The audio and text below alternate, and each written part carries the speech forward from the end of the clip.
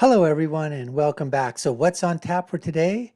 Well, we've got the video of Congresswoman Nancy Mace questioning those former fired Twitter executives, making those worms squirm in their seats. That's right, folks. We're going to get all that in the next few seconds, but before we do so, we just want to let you know that you're watching the Dr. Nasir Shaikh Show. I'm your guest host. My name is Dr. Nasir. If you haven't already done so, subscribe to the channel, hit that notification bell, like, share, follow us, comment below. Let us know what you think of this video. Let's get to Nancy Mace questioning those Twitter executives. We're going to go to that right now. And the Twitter files were not just about Hunter Biden's laptop. Twitter files make it apparent Twitter worked overtime to suppress accurate COVID information. Dr. Jay Bhattacharya is a professor of medicine at Stanford who once tweeted an article he wrote about natural immunity. Thanks to Elon Musk's release of the Twitter files, we learned some of his tweets were tagged with the label of Trends Blacklist. Apparently, the views of a Stanford doctor are disinformation to you people. I, along with many Americans, have long-term effects from COVID. Not only was I a long hauler, but I have effects from the vaccine. It wasn't the first shot, but it was the second shot that I now developed asthma that has never gone away since I had the second shot. I have tremors in my left hand, and I have the occasional heart pain that no doctor can explain, and I've had a battery of tests. I find it extremely alarming Twitter's unfettered censorship spread into medical fields and affected millions of Americans by suppressing expert opinions from doctors and censoring those who disagree with the CDC. I have great regrets about getting the shot because of the health issues that I now have that I don't think are ever going to go away. And I know that I'm not the only American who has those kinds of concerns. Another example of what Twitter has done to censor folks is from Dr. Martin Kulldorff, a Harvard-educated epidemiologist who once tweeted, "COVID vaccines are important for high-risk people and their caretakers. Those with prior natural infection do not need it, nor children."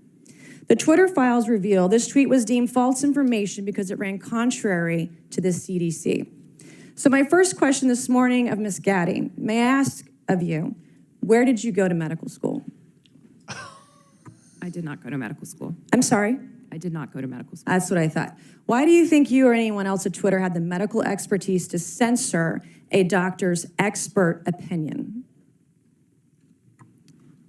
Our policies regarding COVID were designed to protect individuals. We were seeing... You guys censored Harvard-educated doctors, Stanford-educated doctors, doctors that are educated in the best places in the world, and you silenced those voices. I just absolutely love this thing here in terms of what's going on. This is just great because you know what? These are the kind of questions that we were hoping to ask, right? How many times have we either tweeted these questions out or put them out in just any type of social media, situation through Facebook or whatever, right? Because the questions we want to ask is that who the hell are you guys? You're not medical doctors, but yet what did you guys do? You stifled, you censored, you took off people that were educated at the most prestigious institutions in the entire world who were experts in their field because you wanted to follow what the government was dictating to you at the time, which was absolutely wrong.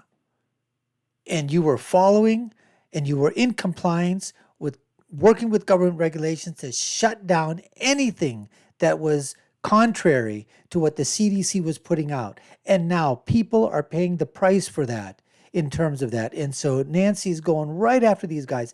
And did you see the look in Gadde's face? Follow this throughout the testimony of these people. These worms, they are squirming in their seats. Their eyes are lit up. They're like, deer in the headlights. They are scared. You can tell from the body language. It was so immediate. I'm going to be pointing that thing out as we go forward. My next question is, did the U.S. government, I have another chart I want to show you, Ms. Gadde. I have another tweet by someone with a following of a full 18,000 followers. This person put a chart from the CDC on Twitter. It's the CDC's own data, so it's accurate by your standards. And you all labeled this as misleading. You're not a doctor, right, Ms. Gadde? No, I'm not. Okay. What makes you think you or anyone else at Twitter have the medical expertise to censor actual, accurate CDC data? Oh, love that question. Boom. Love that question. What makes you think you have it? They just did it because they said, hey, we're a private company. We can do whatever the hell we want. And take a look throughout this thing here when they think these two guys here in the back, this lady, this guy over here, they keep bobbing their heads back and forth, yeah, back and forth. Let's continue. I'm not familiar with these particular situations. Yeah, I'm sure you're not. But this is what Twitter did. They labeled this as inaccurate. It is the government's own data. It's ridiculous that we're even having to have this conversation today. It's not just about the laptop. This is about medical advice that expert doctors were trying to give Americans because social media companies like Twitter were silencing their voices. I have another question, my last one for you, Ms. Gadde. Did the U.S. government ever contact you or anyone at Twitter to pressure Twitter to moderate or censor certain tweets? Yes or no? We have a program. Did the U.S. government ever contact you or anyone at Twitter to censor or moderate certain tweets? Yes or no? We receive legal demands to remove content from the platform from the U.S. government and governments all around the world. Those are published on a third-party website, and anyone can review Thank them. God for Matt Taibbi. Thank God for Elon Musk for allowing to show us in the world that Twitter was basically a subsidiary of the FBI, censoring real medical voices with real expertise that put real Americans' lives in danger because they didn't have that information. I also want to thank one of my colleagues, Rokana, because as it turns out, censorship isn't just an important issue to conservatives. Some of my colleagues on the other side of the aisle, like Ro, found this censorship very concerning, and even wrote to you and to folks at Twitter that he was concerned about the First Amendment being censored. So I want to thank him for speaking up and speaking out about this issue, because this should not be a partisan issue. This should be an issue that's an American issue. Mr. Chairman, I would like to enter into the record. So basically, this was a great opening salvo from Nancy Mace against Vijaya Gadde, who was the attorney or the person in charge of all the information and all the tweets that were flowing through that, right? She's the one that made the decisions. And for her to basically say, oh, I don't know about this, I don't know about that, is total garbage. It is total BS. But if you take a look at that, then you go through, you can see, and you'll see in other testimonies, we put up other videos from other congressmen grilling these same employees of Twitter. Man, oh man, oh man. These guys are scared. They know they're in for it. Now the only problem is that we hope that there will be some legal teeth coming from this and not just a little spanking that these people got on the wrist for their 5 minutes or 15 or 20 minutes, however long they got to, testify. Let's hope that heads will will roll, so to speak.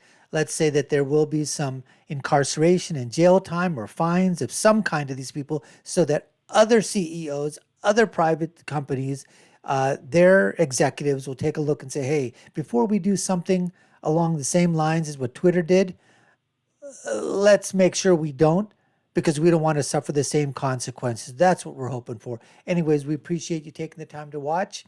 Watch the other videos that we have of these. We got so many more coming out. You've been watching the Dr. Nasir Shaikh Show. I'm the guest host for today. My name is Dr. Nasir.